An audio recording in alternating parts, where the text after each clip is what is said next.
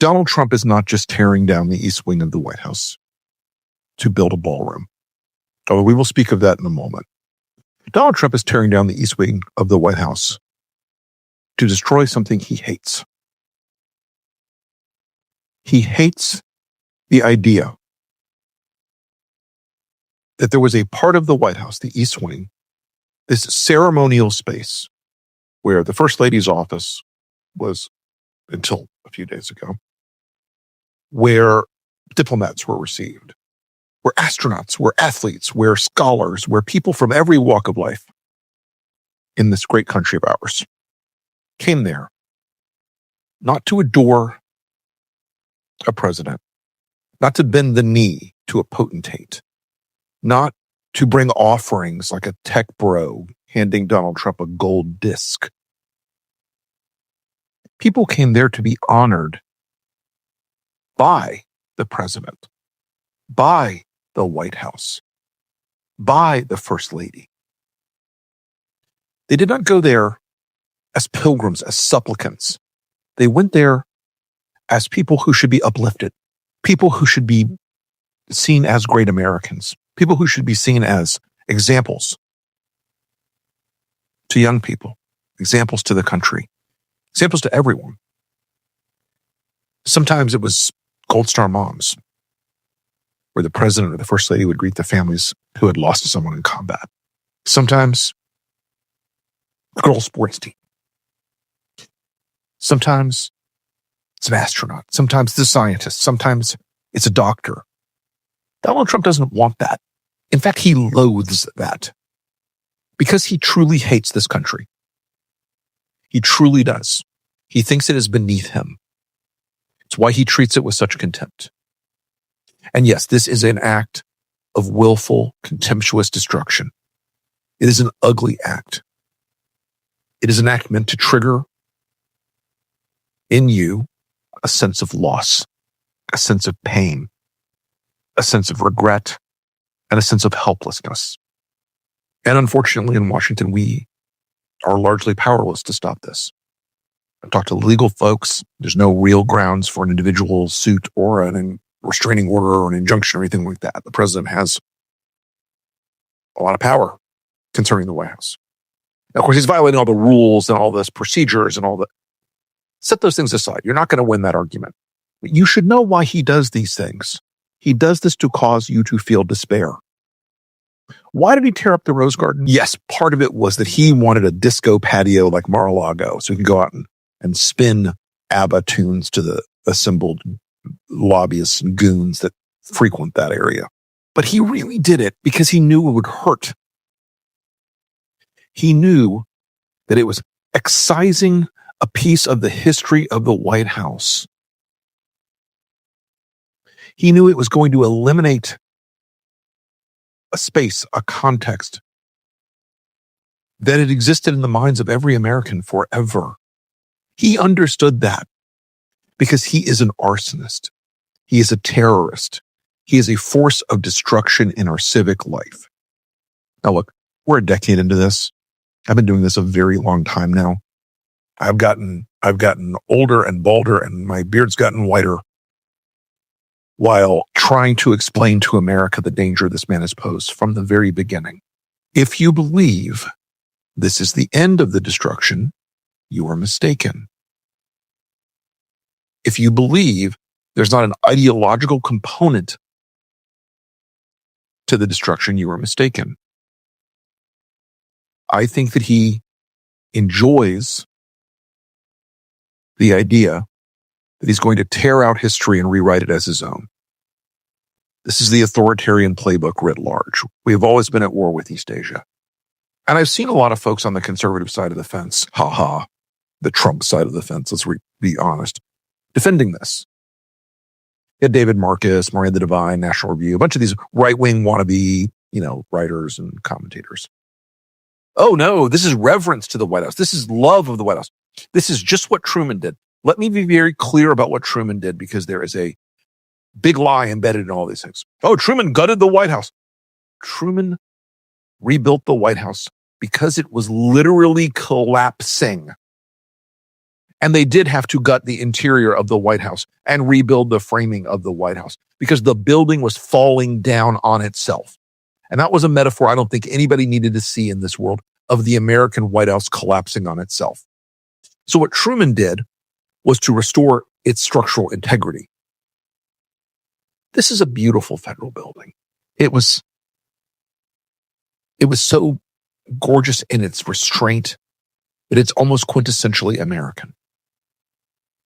This is not a European palace. It was balanced. It was reserved. Inside, there was always an energy. Every time I've been in the White House for work and receptions and stuff like that, there was always this sense, and I never worked in the building. I worked transition in OEOB for a while, whatever. But we all called ourselves White House staffers, trust me on this. And then I went to the Pentagon, which was another experience. We'll talk about another day. Best job of my life. There was always a sense in that building. And I think this applied to President Bush when I worked for the elder Bush. And I think it applied to Bill Clinton, regardless of his personal foibles, blah, blah, blah. And I know it applied to W. And I know it applied to the Obamas. And I know it applied to the Bidens. They looked at the people's house. And the people that worked for them looked at the people's house. And understood they were just stewards. They understood they were just caretakers of the people's house. They did not seek to market with their own stamp. They left behind two things: a portrait and a note. The note was always advice to the next president. The portrait was always the tradition. Obviously, the Trump dedication to trolling and cruelty and basically being the shit tier humans that they are. Joe Biden's picture has been replaced with a picture of the auto pen because why not? It's juvenile. It's lame. It's pathetic. But it is what it is. None of those presidents ever sought to stamp their name in a permanent way on the White House. It was balanced. The buildings were literally balanced. There was a visual picture. One of Trump's arguments for building this ballroom is he wants to have a ballroom with more people. Okay. The state dining room in the White House is not a gigantic space, but that was part of the beauty of it. That was part of the glory of it. It was intimate. It felt connected. It was a space where, with 150 other people or so, I'm not sure what the capacity was, where you knew the president was right over there, where you were seated with somebody who the White House social office had decided would be a great conversation, where that intimate space wasn't just because you were powerful, it's because you had something to bring to that moment. Trump hates all these things. He hates the idea that there can be any attention other than on him. He has turned the White House already into a Timu whorehouse. Glitter bukkake, Liberace, Saddam, whatever you want to call the style. It does not actually represent a style, by the way. It's just random vulgarity. And this building, this 90,000 square foot carbuncle, which will be almost twice as big as the White House at 55,000 square feet, is going to be a visual horror. It is going to be hideous. It is going to be a loathsome, cheap piece of trash. And I'll tell you why. Because he just wants more square footage to jam the bodies in of the people that he wants to extract money from.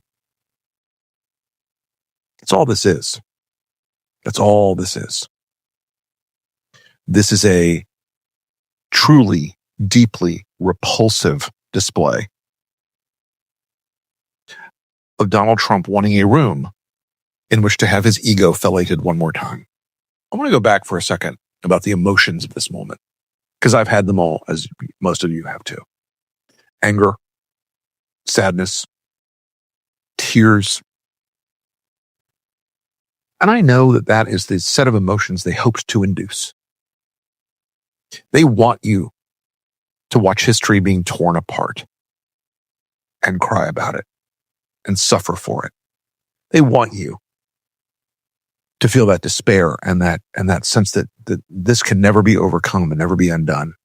And no, you know what? We're never going to put that building back in place. Not exactly. That material from the 1902 initial build and the 1940s rebuild, we're never going to have that again. That plaster, that lathe, those bricks, those stones, none of that's coming back. But I do want to tell you something that I am a believer in at a deeply fundamental level now. Trump will be gone someday. He will die someday. Nature is undefeated. The actuarial tables have a 100% success rate. I don't know when a Democrat's going to be back in the White House. It ain't going to be forever. Could be 28, could be 32. We'll see. But I'm going to tell you one thing, folks. And I want you to think about this because I've been reading a lot lately about periods where countries go through a restoration. And they are never easy. But when a restoration occurs in a nation or an institution, a part of it is that you have to denazify. You have to un-Sovietize. You have to return things to a balance. And I know this is going to be a lot of MAGA folks go, oh, you're triggered. Folks, I want you to imagine that day that's going to come someday where the shoe is going to be on the other foot. And I'm going to try to talk you through this part without getting emotional, because I am emotional about this. I freely admit it. I'm a man with emotions. I have them. Not just scorn and anger, but deeper emotions about a house, a building. You think that's weird, but it's not. What you're feeling is right. You're feeling something as an American that you're angry because this happened. But there will come a day when they are gone. And this has to go far, far beyond just what I'm going to describe to you now. It has to go into the most fundamental ways we govern this country. It has to be accompanied by changes in law and statute, and possibly even the Constitution, to reflect the damage that must be undone. But the next Democratic president who takes that oath of office on that cold January day,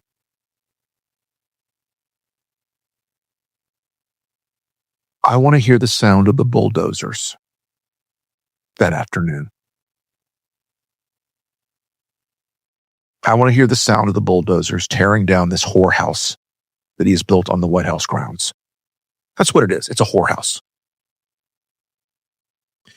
He is being paid money to do favors for billionaires and lobbyists and the wealthiest people in this country. He's being paid money in that room. Some of them are kicking in part of the value of that room. They're being transactional, including your friends at Apple and Google and Meta and OpenAI. But they're not to blame for what they're doing. It's explicable why they're doing it. They want to keep making money without regulation. They want to keep making money without accountability. They want to keep making money no matter how much the machine they built has hurt this country. So they're going to pay him. But that symbol of this ballroom, this cheapening of the American history, this cheapening of our nation, this cheapening of the people's house, I will tell you right now, it must be torn to the ground.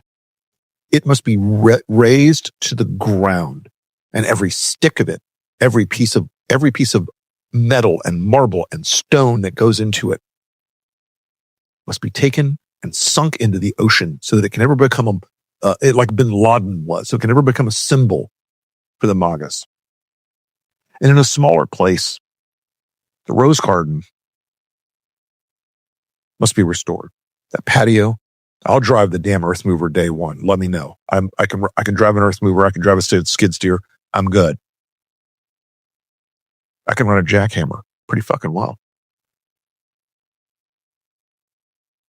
That patio, one more symbol of his corruption, his arrogance, his ego, his loathsome desire to have everyone there worshiping and bowing to him in the most unpresidential way imaginable.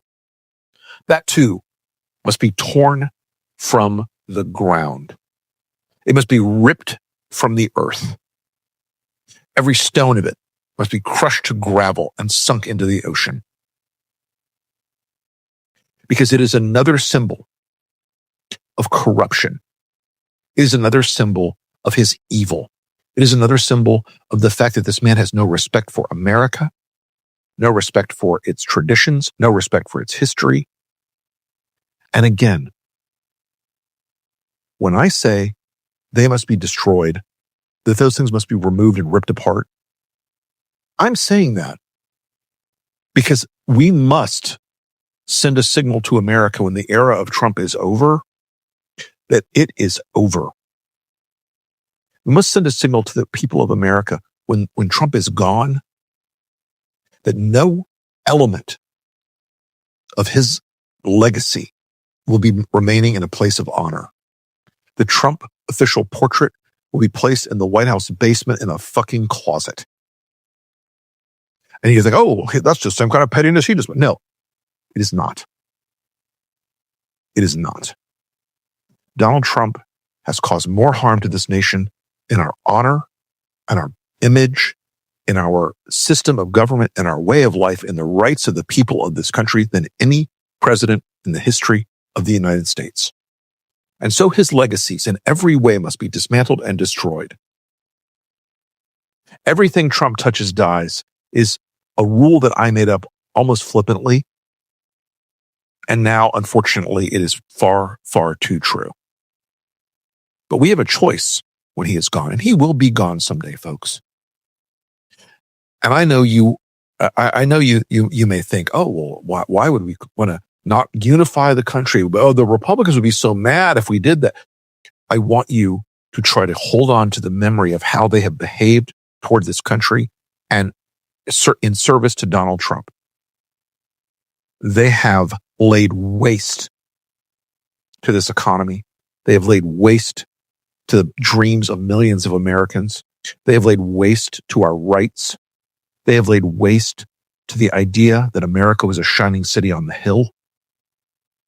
They are the most fundamentally radical government in history of this nation.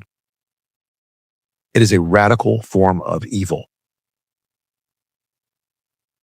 And its markers and its symbols must be destroyed. You don't see 30-foot statues of Adolf Hitler up in Berlin for a reason. Lead to outcomes you don't expect and outcomes you don't love.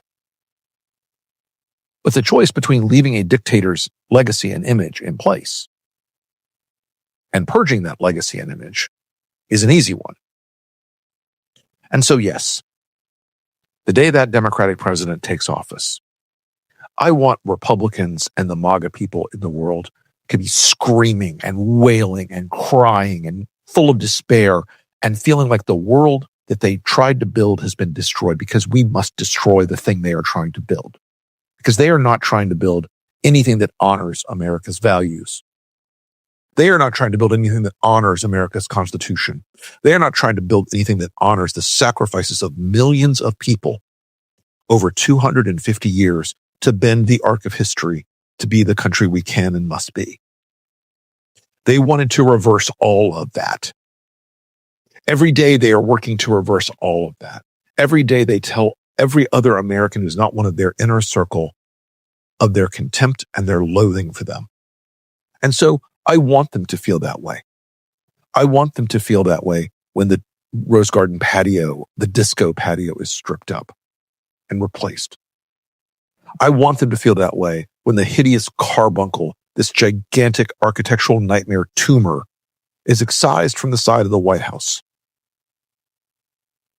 And every scrap of it is sunk into the sea. I want them to feel that way when skilled men and women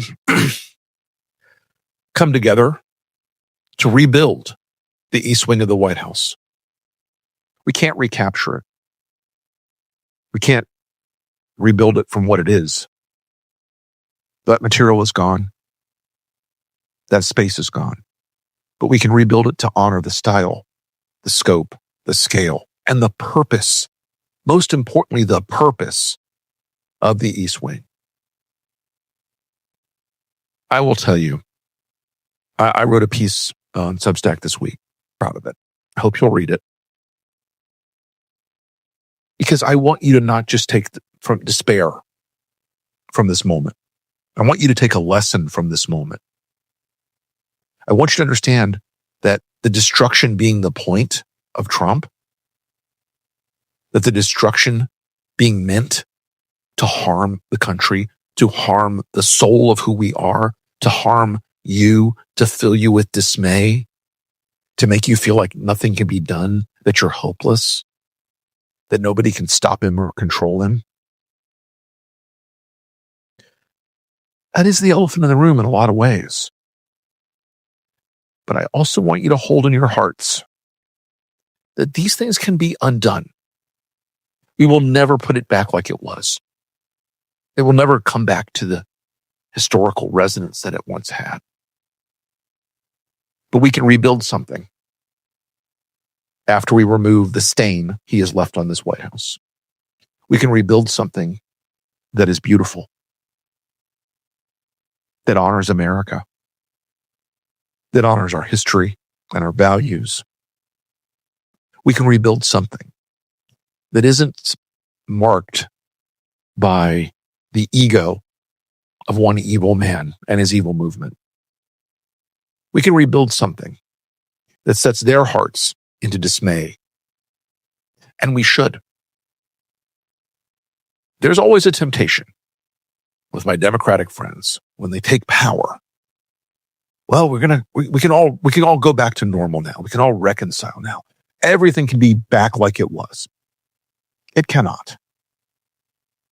It cannot. Remember, these are people who are lying to the courts. You cannot accommodate that. You cannot leave that extant. When this is done, and it will be done someday, God willing, part of what you must do as elected officials and as American citizens and as people who give a damn about this country, part of what you must do is to wreak a terrible vengeance on the symbols and the objects and the people who did this to you. And by the way, this means that there do not get to be anybody in government. Doesn't get to be anybody in government after this who ever worked for Donald Trump. Even people who converted to civil service. They have to all go. Purges matter. If you leave sleeper agents behind, the virus will grow again. If you leave symbols like this horrifying, hideous contrivance he wants to build on the White House grounds, the virus will grow again. If you just nod and wink and go, oh, well, Stephen Miller's just at a think tank now, the virus will grow again. If you have states where they get federal money for their highways, and they named 10 highways after Charlie Kirk or Donald Trump or whatever the fuck it is. No, they don't. They don't get federal money. You have to play a harder game now, folks. I want this terrible vision of what happened to the White House to inspire you not to be sad, but to be cold. I wanted to inspire you to go after these people in the way they've gone after America. I wanted to inspire you to fight them in a way that makes them regret every moment that they bent their knee to Donald Trump and this hideous movement. I do not care about reconciliation with people who would tear down the White House. I do not care about reconciliation with people who send masked men in our streets to arrest American citizens without a warrant or a badge or a cause. I do not care about reconciliation with the petty children of the troll kingdom of Trump. They have understood something the Democrats have never understood, ever in my career, is that power is only real when you use it. Power is only real when you deploy it. Power is only real when you put it into action. There's no such thing as potential political energy. You either do it or you don't. What I'm suggesting today will cause a ruckus a couple years from now. It will cause a firestorm a couple years from now. But it is a firestorm you should crave. It is a firestorm you should desire. It is a firestorm that will be a cleansing fire. Because the marks of disgrace on this country that have been left by Donald Trump and left by his minions and left by his actions and left by his deeds and left by his cruelties, including tearing apart a sacred space in this country, people's house. Unless you are willing